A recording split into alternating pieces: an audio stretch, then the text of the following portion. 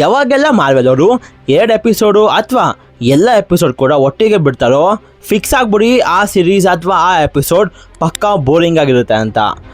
ಆದರೆ Daredevil was something new. Second episode ತುಂಬ ಚೆನ್ನಾಗಿತ್ತು, ಆದರೆ ಥರ್ಡ್ ಎಪಿಸೋಡ್ ಮಾತ್ರ ಬ್ಯೂಟಿ.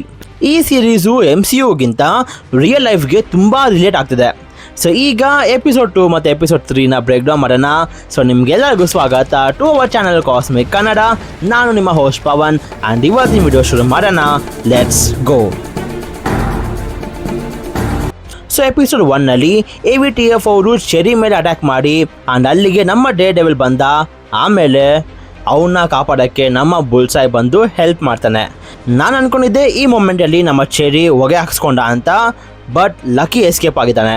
ಆ್ಯಂಡ್ ನಾನು ಹೇಳ್ದಂಗೆ ಆ ಚಾಕುವಲ್ಲಿ ಕೆತ್ತಿರೋದನ್ನ ನಮ್ಮ ಡೇ ಡೆವಿಲ್ ಓದ್ತಾನೆ. ಆ್ಯಂಡ್ ಆಗಲೇ ನೀವು ನಮ್ಮ ಬುಲ್ಸಾಯ್ನ ಒಂದು ಚರ್ಚಲ್ಲಿ ನೋಡ್ತೀವಿ. ನನಗೆ ಗೊತ್ತಿಲ್ಲ, ಬಟ್ ಸೀಸನ್ 1 ಮತ್ತು ಸೀಸನ್ 2 ಅಲ್ಲೂ ಬುಲ್ಸಾಯ್ಗೆ ಕೊಡೋ ಅಷ್ಟು ಬಿಲ್ಡಪ್, ಆ ಎಂಟ್ರಿ ಮಾತ್ರ ಕ್ರೇಜಿಯಾಗಿರುತ್ತೆ.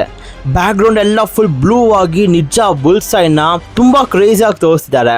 ಸೊ ನೆಟ್ಫ್ಲಿಕ್ಸ್ ಸೀರೀಸಲ್ಲಿ ನಮ್ಮ ಪಾಯಿಂಟ್ ಡೆಕ್ಸ್ಟರ್ FBI ಏಜೆಂಟ್ ಆಗಿರ್ತಾನೆ, ಆದರೆ ಅವನು ತುಂಬ ಡಿಪ್ರೆಸ್ ಆಗಿರ್ತಾನೆ.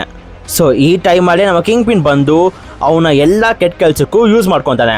ಬಟ್ ಸೀಸನ್ 1ನಲ್ಲಿ ಕಿಂಗ್ ಪಿನ್ ಮತ್ತೆ ನಮ್ಮ ವೆನೆಸಾ ಬಗ್ಗೆ ಗೊತ್ತಾಗ್ಮೇಲೆ ಅದರಿಂದ ಈಗ ಡೇ ಡೆವಿಲ್ಗೆ ಹೆಲ್ಪ್ ಮಾಡಿಕೊಂಡು ಚರ್ಚ್ಗೆ ಹೋಗಿ ಅವನೇನೆಲ್ಲ ಪಾಪ ಮಾಡಿದ್ದಾನೋ ಅವೆಲ್ಲನೂ ಕೂಡ ಫಾದರ್ ಹತ್ರ ಹೇಳಿ ಒಂದು ಗುಡ್ ಗೈ ಆಗಕ್ಕೆ ಟ್ರೈ ಮಾಡ್ತಿದ್ದಾನೆ. ಸೊ ಇಲ್ಲಿ ಬುಲ್ಸೈ ಸಿಸ್ಟರ್ ಮ್ಯಾಗಿ ಅಂತ ಒಂದು ನೇಮ್ ಹೇಳ್ತಾನೆ. ಸೊ ಕಾಮಿಕ್ಸಲ್ಲಿ ಇದು ತುಂಬ ಕ್ರೇಜಿ ಆಗಿದೆ, ಯಾಕಂದರೆ ಸಿಸ್ಟರ್ ಮ್ಯಾಗಿ ಚರ್ಚಲ್ಲಿ ನನ್ ಆಗಿರ್ತಾಳೆ, ಆದರೆ ಅವಳೇ ನಮ್ಮ ಮ್ಯಾಡ್ ಮರ್ಡಾಕ್ನ ತಾಯಿ ಕೂಡ. ಸೊ ನೆಟ್ಫ್ಲಿಕ್ಸ್ನ ಡೇ ಡೆವಿಲ್ ಸೀಸನ್ 3ಯಲ್ಲಿ ನಾವು ನಮ್ಮ ಸಿಸ್ಟರ್ ಮ್ಯಾಗಿನ ನೋಡ್ತೀವಿ, ಆದರೆ ಈಗ ನಮ್ಮ ಸಿಸ್ಟರ್ ಮ್ಯಾಗಿ ಬೇರೆ ಕಂಟ್ರಿಗೆ ಹೋಗಿದ್ದಾಳೆ. ಸೊ ನಮ್ಮ ಕಿಂಗ್ ಪಿನ್ ಒಂದು ಚಾರಿಟಿ ಬಾಕ್ಸಿಂಗ್ ಮ್ಯಾಚ್ಗೋಸ್ಕರ ರೆಡಿ ಆಗ್ತಿದ್ದಾನೆ.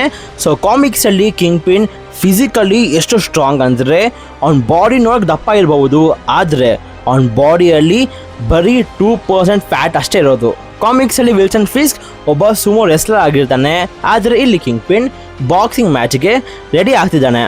ಸೊ ಮೇ ಬಿ ಇದೊಂಥರ ನಮ್ಮ ಮ್ಯಾಡ್ ಮರ್ಡಾಕ್ಗೆ ಪ್ರೊವೋಕ್ ಮಾಡೋ ಥರ, ಯಾಕಂದರೆ ಮ್ಯಾಟ್ ಅವ್ರ ಅಪ್ಪನೂ ಕೂಡ ಒಬ್ಬ ಬಾಕ್ಸರ್ ಆಗಿರ್ತಾನೆ. ಸೊ ಅದಕ್ಕೆ ಇಲ್ಲಿ ಪಾಪ ಅವ್ನ ಕೋಚು ಪ್ರಾಕ್ಟೀಸ್ ಮಾಡೋಕ್ಕೆ ಬಾಳಪ್ಪ ಅಂತ ಕರೆದಿದ್ದಕ್ಕೆ ನನ್ನ ಮಗ ಸಾಯಿಸೇ ಬಿಡೋದಾ. ಸೊ ಮ್ಯಾಡ್ ಮರ್ಡಾಕ್ ಮತ್ತು ಕೆರೆನ್ ಪೇಜ್ ಬುಲ್ಸಾಯ್ ಯಾಕೆ ಬಂದು ಹೆಲ್ಪ್ ಮಾಡ್ದ ಅಂತ ಯೋಚನೆ ಮಾಡ್ತಿರ್ತಾರೆ. AVTF ಅವರು ಯಾರಿಗೂ ಕೇರ್ ಮಾಡ್ತಿದ್ದಾನೆ ಏಗನ್ ಗಾರ್ಡನ್ನ ಓನರನ್ನು ಅವರ ಕಸ್ಟಡಿಗೆ ತೊಗೊತಾರೆ.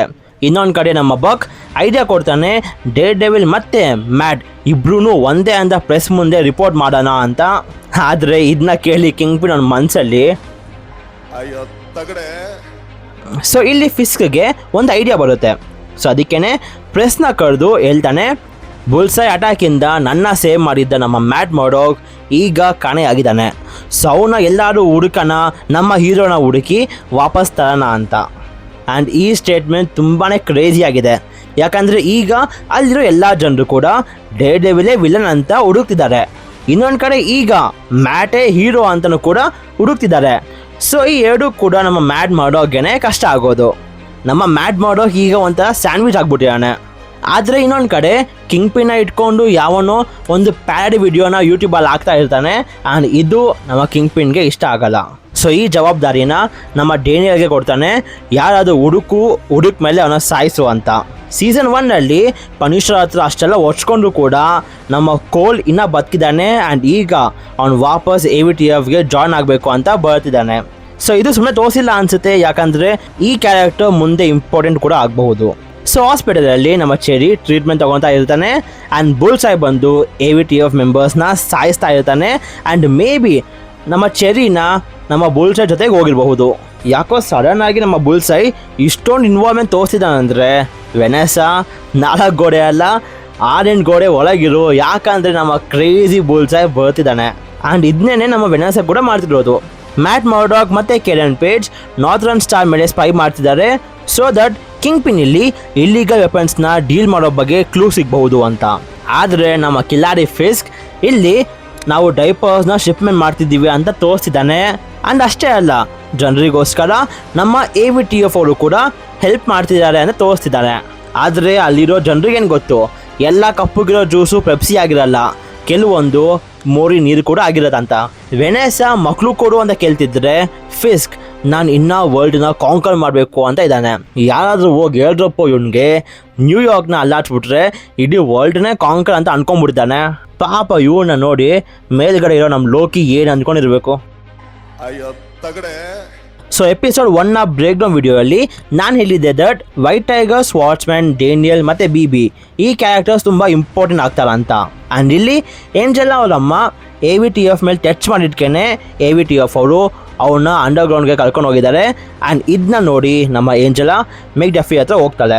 ಡೇನಿಯಲ್ಗೆ ಗೊತ್ತು ಬಿಬಿನೇ ಈ ಪ್ಯಾರಡಿ ವಿಡಿಯೋ ಮಾಡ್ತಿರೋದು ಅಂತ. ಸೊ ಅದಕ್ಕೇನೆ ಅವ್ರ ಹತ್ರ ಹೋಗಿ ಒಂದು ವಾರ್ನ್ ಮಾಡ್ತಾನೆ, ಈ ವಿಡಿಯೋ ಮತ್ತೆ ಮಾಡೋಕ್ಕೆ ಹೋಗ್ಬೇಡ, ನಿನಗಷ್ಟೇ ಅಲ್ಲ ನಮಗೂ ಕೂಡ ತೊಂದರೆ ಆಗುತ್ತೆ ಅಂತ. ಸೊ ಮೇ ಬಿ ಮುಂದೆ ಬರೋ ಎಪಿಸೋಡ್ಸಲ್ಲಿ ನಮ್ಮ ಬಿಬಿ ಲೈನ್ ಕ್ರಾಸ್ ಮಾಡಬಹುದು. ಸೊ ಇದರಿಂದ ಸ್ವತಃ ನಮ್ಮ ಡೇನಿಯಲ್ಲೇ ಬಿಬಿನ ಸಾಯಿಸಬಹುದು. AVTF ಅವರು ಜೋಸಿಸ್ ಬಾರ್ ಮೇಲೆ ಅಟ್ಯಾಕ್ ಮಾಡ್ತಾರೆ. ಸೊ ಈಗ ಮ್ಯಾಡ್ ಮರ್ಡಾಕ್ ಡೇ ಡೆವಿಲ್ ಆಗಿ ಬಂದು ಜೋಸಿನ ಪ್ರೊಟೆಕ್ಟ್ ಮಾಡ್ತಾಳೆ, ನಮ್ಮ ಕೇರನ್ನ ಸೇಫ್ ಪ್ಲೇಸ್ಗೆ ಹೋಗು ಅಂತ ಹೇಳ್ತಾನೆ. ಇನ್ನೊಂದು ಕಡೆ AVTFನ ಒಬ್ಬ ಮೆಂಬರ್ ನಮ್ಮ ಕೇರನ್ ಪೇಜ್ ಮೇಲೆ ಅಟ್ಯಾಕ್ ಮಾಡಕ್ಕೆ ಹೋಗಿ ಅವನೇ ಒಡ್ಸ್ಕೊಂಡು ಕೊನೆಗೆ ಅವನೇ ಸಿಗಾಕೊಂತಾನೆ. ಆ್ಯಂಡ್ ಅಲ್ಲಿಗೆ ನಮ್ಮ ಡೇ ಡೆವಿಲ್ ಬಂದು ಆ್ಯಂಡ್ ಡಬ್ಬನ ನಮ್ಮ ಮಗ ಡೇ ಡೆವಿಲ್ ಇಲ್ಲಿ ಅವ್ನಿಗೆ ಗೊತ್ತು ನನ್ನ ಮಗ ನಿಜ ಹೇಳ್ತಾ ಇದ್ದಾನೆ ಅಂತ. ಆದರೂ ಕೂಡ ಇಂಥ ಸೀರಿಯಸ್ ಟೈಮಲ್ಲಿ ಡೇ ಡೆವಿಲ್ ಕ್ಷಮ ಕೊಡ್ತಾನೆ, ನಿಜ ಹೇಳು ಯಾರು ನೀನು ಅಂತ ಪುಂಗ್ತಾನೆ. ಸೊ ಆ AVTF ಮೆಂಬರ್ ಇವನ್ನ ಮೀಟ್ ಆಗಿ ರೆಡ್ ಹುಕ್ ಬಗ್ಗೆ ಕೆಲವೊಂದು ಇನ್ಫಾರ್ಮೇಷನ್ನ ಕೊಡ್ತಾನೆ. ಡೇ ಡೆವಿಲ್ ಈಗ ರೆಡ್ ಹುಕ್ ಒಳಗೆ ಹೋಗಬೇಕು ಅಂತ ಹೇಳ್ತಾನೆ. ಆದರೆ ಕೇರನ್ ಹೇಳ್ತಾಳೆ ಇದೊಂಥರ ಸೂಸೈಡ್ ಅಂತ. ಸೊ ಅದಕ್ಕೇ ಈಗ ಡೇ ಡೆವಿಲ್ ಇವನಿಂದ ಕೆಲವೊಂದು ಇನ್ಫಾರ್ಮೇಷನ್ ತಗೊಂಡು ಮುಂದೆ ಮೆಕ್ಡಫಿ ಅವಳ ಕ್ಲೈಂಟ್ನ ಮೀಟ್ ಆಗೋಕ್ಕೆ ರೆಡ್ ಹುಕ್ ಒಳಗೆ ಹೋಗ್ತಾಳೆ. ಸೊ ಅವಳಿಂದ ಕೂಡ ಕೆಲವೊಂದು ಇನ್ಫಾರ್ಮೇಷನ್ ತಗೊಂಡು ಮುಂದೆ ಡೇ ಡೆವಿಲ್ ರೆಡ್ ಹುಕ್ ಒಳಗೆ ಹೋಗ್ತಾನೆ. ಆ್ಯಂಡ್ ನಮ್ಮ ಮೆಕ್ಡಫಿಯ ಕ್ಲೈಂಟ್ ಬಂದು ದ ಸ್ವಾಟ್ಸ್ಮ್ಯಾನ್. ಅವನಿಗೆ ಗೊತ್ತಿರತ್ತೆ ಇವಳು ಏನೇ ಮಾಡಿದ್ರು ಈ ಕೇಸ್ನ ಗೆಲ್ಲಕ್ಕಾಗಲ್ಲ ಅಂತ, ಯಾಕಂದರೆ ಸ್ವಾಟ್ಸ್ಮ್ಯಾನ್ನ ಈ ಜೈಲಿಂದ ನಮ್ಮ ಫಿಸ್ಕ್ ಆಚೆ ಬಿಡಲ್ಲ ಅಂತ. ಸೊ ಸ್ವಾಟ್ಸ್ಮ್ಯಾನ್ ಮೆಕ್ಡಫಿಗೆ ಹೇಳ್ತಾನೆ, ನಾನು ವಿಜಿಲ್ಯಾಂಟಿ ಅಂತ ನನ್ನ ಇಲ್ಲಿ ಟ್ರ್ಯಾಪ್ ಮಾಡಿಲ್ಲ, ಫಿಸ್ಕ್ನ ಒಂದು ಬಿಸ್ನೆಸ್ಗೆ ನನ್ನ ಕೈ ಜೋಡಿಸಿಲ್ಲ ಅಂತ ನನ್ನ ಇಲ್ಲಿ ಹಾಕಿರೋದು. ಎದರ್ಗೆ ಇನ್ನೂ ಮ್ಯೂಸ್ ಬಗ್ಗೆ ಭಯ ಇದೆ. ಸೊ ಅವ್ನ ಮಾಸ್ಕ್ನ ಗೋಡೆಗೆ ನೇತಾಕ್ತಾಳೆ. ಐ ಆಮ್ ಟೆಲಿಂಗ್ ಯು ಈ ಸೀರೀಸ್ ಮುಗಿಯೋ ಅಷ್ಟೊತ್ತಿಗೆ ಇವಳು ಪಕ್ಕ ಚೇಂಜ್ ಆಗ್ತಾಳೆ.